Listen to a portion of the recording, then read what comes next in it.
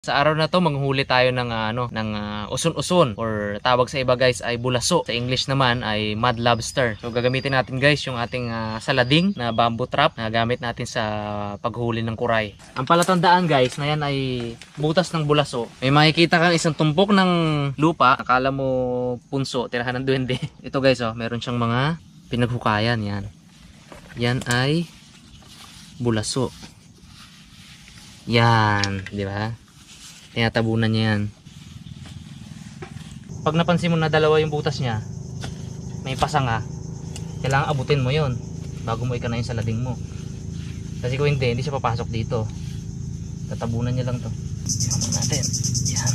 Okay guys, pandaw tayo ng ating salading. Huli. Ito siya guys. Yan. Yan.